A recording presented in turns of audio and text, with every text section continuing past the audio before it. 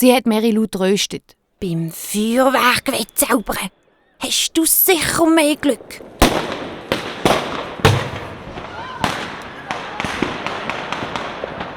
Sie haben grandios ausgesehen, die Feuerwerke, die die Hexen in den Himmel gehext haben.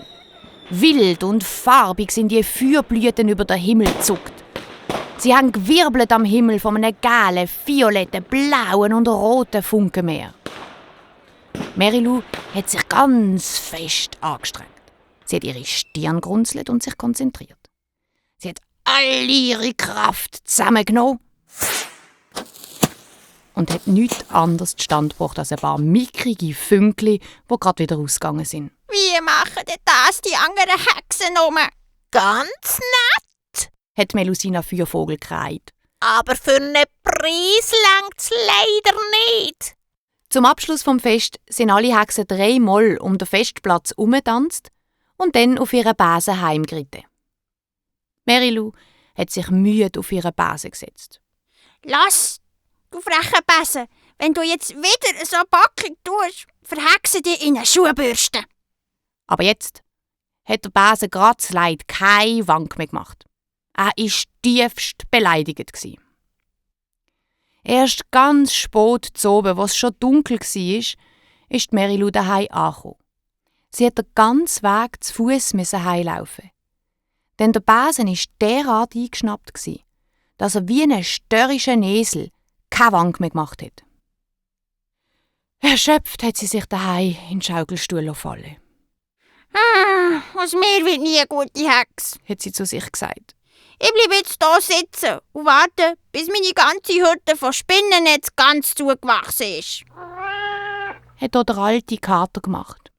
Er hat sich geputzt, er hat gegähnt und er hat seine Krallen an einem Stück Holz gewetzt. In dem Moment hat Mary-Lou eine Idee gehabt. Auch wenn ich nicht gut zaubern kann, ich kann besser als alle anderen holzige Sachen zusammenbauen. Vor lauter Vorfreude hat sie ihren Kater an den Vorderpfoten genommen und mit ihm einen Ringelreihentanz durchs Zimmer gemacht. Mary-Lou hat das Tee machen, die Kräuter und alle Zaubersprüche vergessen. Sie hat ihre Werkzeugkiste genommen und angefangen, eine holzige Wendeltreppe rund um ihren Lieblingsbaum herumzubauen.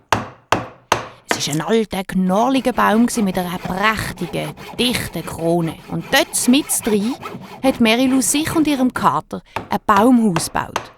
Aber nicht nur das.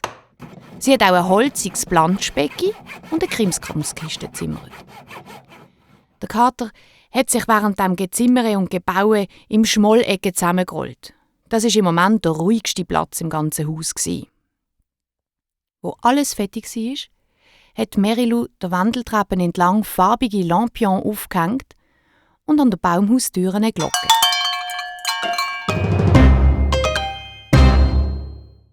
Mary-Lou und ihre blauen Kater mit den vielen weißen Tüpfeln haben gerne im Baumhaus gewohnt.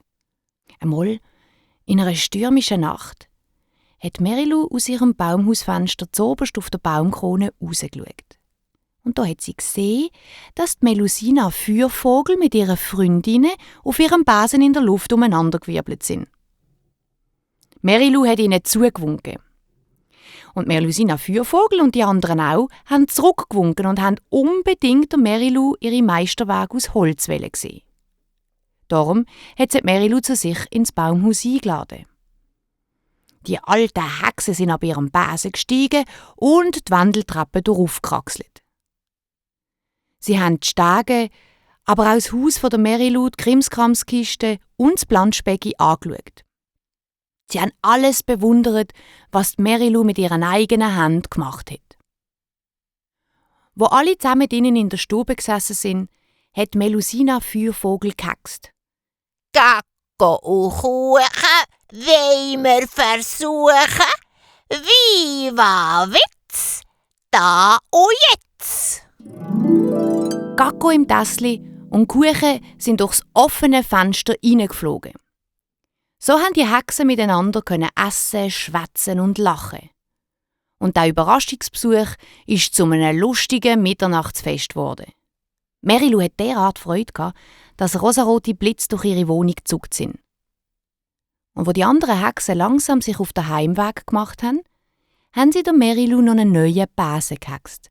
Einen, wo sie nur in die Borsten hineinflüstern kann, wo sie ahnen will, und schon fliegt er sie dorthin.